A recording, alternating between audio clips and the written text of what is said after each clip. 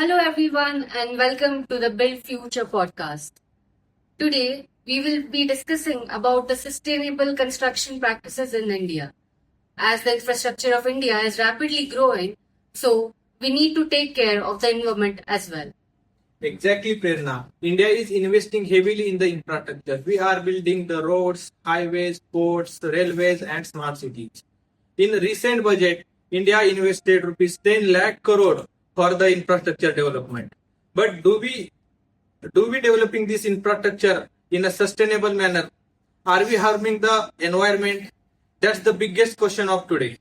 So let's begin this podcast with our guest. We have a Sahil, who is a construction manager. We have a Ritesh, who is a policy analyst, and we have a Dinesh, who is a sustainable researcher.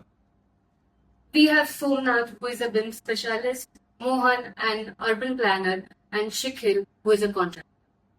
To begin, let's understand the current construction scenario in India.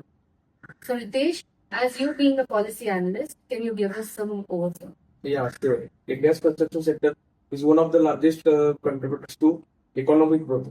And programs like Bharatmala Highways, Sagarmala Ports, and smart city measures are transforming the country's infrastructure landscape.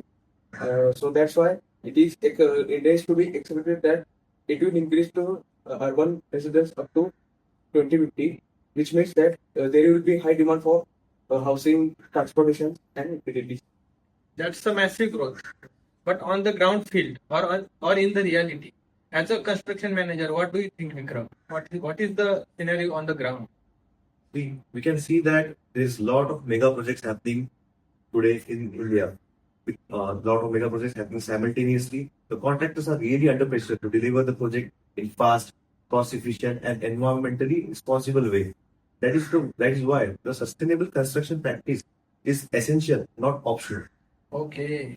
Let's talk about the latest sustainability trend in India in construction industry. So, Dinesh, you being the sustainability researcher, could you give us some update? Absolutely. One of the biggest trends is recycling waste materials in the construction. However, we all know the fly ash. Actually, the fly ash from thermal power plant was widely used in the road embankments and concrete. However, there are millions of tons of the recycling waste materials like plastic waste and reclaimed asphalt nowadays we are using across the India for the highways. Yes, we can also see in the current going project that we are using plastic waste with bitumen to increase the toughness and durability of roads. Also, we are using rice husk, pond ash, bottom ash for paver tiles. This not only improves the durability and reduces cost, but also resolves our waste plastic problem.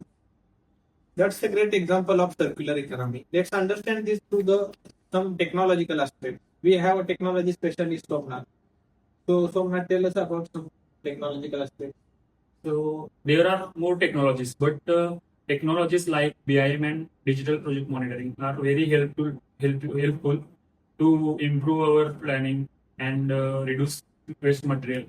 So this makes construction faster and more sustainable. Yes, AutoCADs and BIMs are reducing the paperwork on a large scale, which also affect the sustainable growth of the India.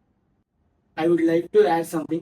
From the urban planning perspective, we can see that nowadays cities are moving towards the green building construction and renewable energy integration and better usage of land planning, especially in development of smart cities. The sustainable construction helps to reduce the impact on the environment. So, sustainability sounds very promising, but it might have its own challenges. So, Shikhil, as a contractor, what challenges are you facing? See, everyone wants to go after green building and sustainability, but the major issue is that if you are going after it, then the cost significantly increases from 15% to 30%. So this is the major thing that is resisting many developers and contractors to take part in. So this is the main issue. 15% is the biggest cost issue. Yeah. So cost plays important role in the sustainability. We have to think according to the cost. Yes, Yes. it should be cost efficient.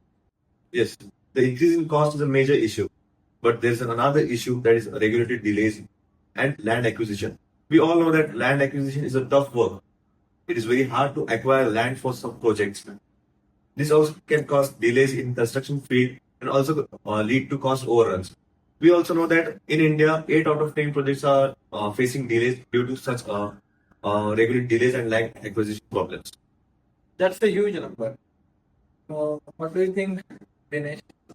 Yeah, actually, also we face a shortage of skilled labor trainees in sustainable technology, and there is a lack of training needed for the workers, and for many workers they are not familiar with the green technologies, green construction materials, and good efficient systems and digital tools. Further, the skill development and training programs need to be considered for them for the proper execution of the work. Yeah, really, that's a large issue. As a construction manager, I have seen a lot that there are a very lack problem of there's a great problem of skilled laborers. We can see that there is a huge quantity of laborers available in India, but there's only single problem that the laborers are not trained properly. They don't know anything about safety, sustainability, the construction practices. So it's very important to provide them a good training program and toolbox talks daily. From training perspective, does technology help the labor in the training point of view? We have to understand the technological aspect for the training. I agree with you guys. Digital tools like BIM are more powerful, but it requires training and industry-wide adoption, which is still developing. But now we have to use tools to control our site, like IoT sensors and drones. But for proper value planning, we have to use softwares like Primera and Venus Project to save our time for our project. So there are many challenges, as you all can see, like delays, and then we don't have like skilled laborers who understand sustainability concept. And as he said that we need to use more technology like BIM, then Microsoft projects and everything. So despite all these challenges, I still see like there is a positive future. So Ritesh, do you think there are any opportunities? Yeah, yes, because now India has enormous opportunity because this sector is expanding day by day. So that the government policies like now actively encourage sustainable urban infrastructure and green buildings and resource renewable energy use. So that's why these two promising to this activity. As Ritesh, I agree with you. But we have another opportunity in development of smart cities and energy efficient buildings. Nowadays, cities are mainly focusing on the better development plan of drainage systems to control flood, and we, we are morely focusing on sustainable construction by increasing the public transport and electric vehicles. By this, we can have a better urban plan and better urban areas.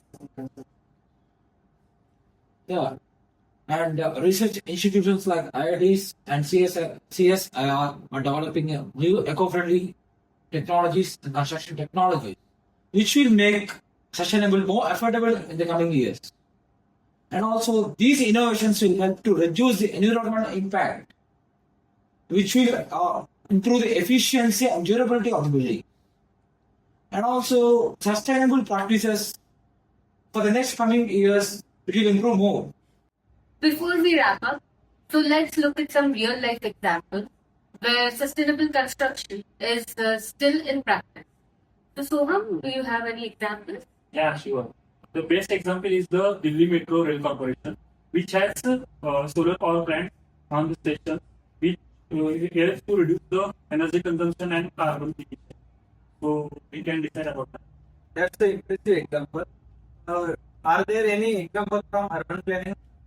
Yes, so, the best example is this city in Gujarat. It is designed as a smart and sustainable city with a smart solar system and the energy efficient buildings and integrated transportation. Anyone else has any example? Yeah, guys. Another best example is the Delhi-Mumbai Express Highway, where eco-friendly construction method like toilet corridors and solar power lighting and recycled materials are used. And now also additionally, the animal overpasses and underpasses are also included in this project to protect the wildlife and environment. And also, additionally, thousands of trees were planted along the corridor, making it one of the largest green highway projects in India. Yeah, seeing these large Yeah. we can see that this is sustainability is no longer a concept. It is already being implemented in various projects, such as Delhi Mumbai Expressway. People have used solar panels and animal overpasses for it. Yeah. So this is no more a future. It is already implementing. Yeah, already. It is the present. Yeah. It is. Yeah, exactly. As India continues to invest in infrastructure and sustainable construction, so it will play a crucial role in balancing economic growth and environmental protection. To summarize, India's infrastructure is growing rapidly.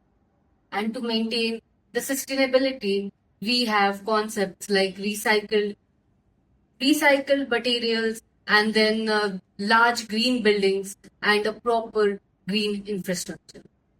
However, the problems like cost, delay, and skilled workforce must be addressed.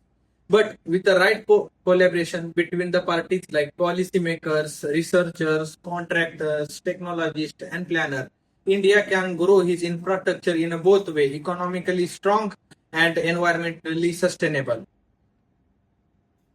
Thank you for joining us on Build Future Podcast. Thank you again. Thank you.